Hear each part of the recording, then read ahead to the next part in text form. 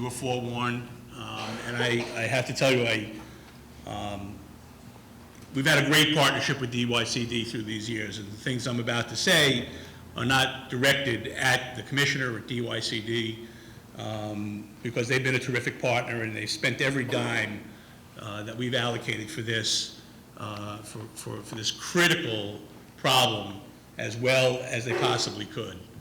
But I have to tell you, I'm a very, very, very angry, not so young man tonight. Well, before I say that, I think you've heard 3,800 children are going to be sleeping on the streets of this city tonight. A third, maybe 40% of them are LGBTQ. 1,800 of them are going to sleep on a subway grating or in a subway station or in a bus shelter. And at least 180 self-identify as having spent the night in a sex work environment as a client or a worker. Those are disgusting statistics in a civilized society. And quite frankly, 9 years ago when I became the chairman of the Youth Services Committee of the Council and first became aware of this, there was one shelter for children in the city of New York. At the time, it was run by a religious institution that was not perceived to be welcoming to LGBTQ youth, and they've come miles and miles and miles from that day. I see Nancy here, that organization being Covenant House, and I really am proud of the progress that Covenant House has made. I think today we held either our 17th or 18th hearing on the subject of runaway and homeless youth related issues at the City Council during my tenure as chair. And I remember really clearly last October, elections are a wonderful thing, 2 weeks before the election, I was at the Ali Forney Center dinner, the mayor of the city of New York announcing this commission. And because I'm from Brooklyn and because I tend to be blunt, when I was called up following that, I said, the commission is nice, cash would be better. And I said that because I know that every year, half of the money for shelter beds is cut or not included, I'll be nice, not included in the preliminary or executive budget proposed by the mayor of the city of New York. And the concern is great, the commission is great. One of the recommendations of this report is the expansion of the capacity that Carl just talked about. The expansion of the capacity. Because even if it expands to the level that is discussed in this report, we will still be leaving hundreds of children without a shelter bed or a program on the street every night. And so, in June, once again, I found myself at a rally at Union Square with Carl and some of you.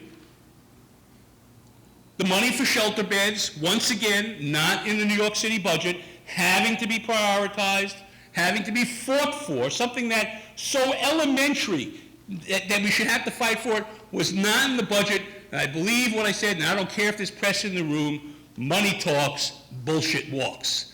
And frankly, not including this money in the budget was an outrage. And so then we now come to these wonderful forums, and they are. And the issues you're going to talk about after I leave, and I really apologize. I mean, I made every minute of the forum in Queens, and this being my home borough, I'd like to stay for it all. I'm going to leave my counsel, my policy analyst here, but I had a prior commitment.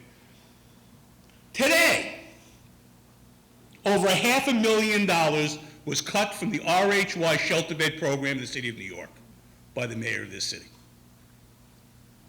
So we can sit here and we can talk and we can converse about the issues behind it. But in the end, money talks.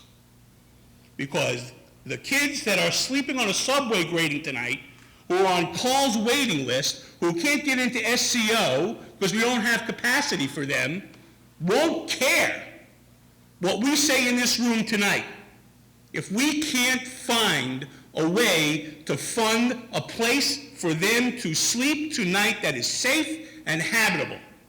And I just want to say that $500,000, if I get a vote on that, that $500,000 will be cut from the budget over my big, fat, dead, bloody body.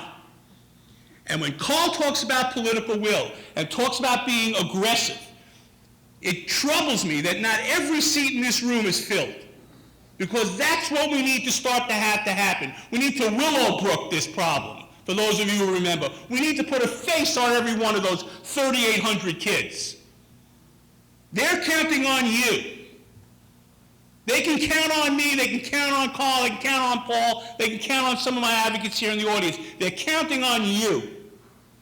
Cuts like this, even especially in a bad economic environment, especially, require the political will of those of us who can to do.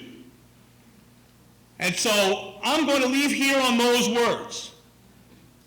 You need to speak up. You need to get to the people who should be in those seats. You need to be telling your elected officials. You need to be calling Mike Bloomberg and telling him that as bad as the economic situation in this country, in the state, and the city are, balancing the budget on kids who are sleeping in subway stations tonight is not appropriate, and it's immoral, and it's wrong. Thank you.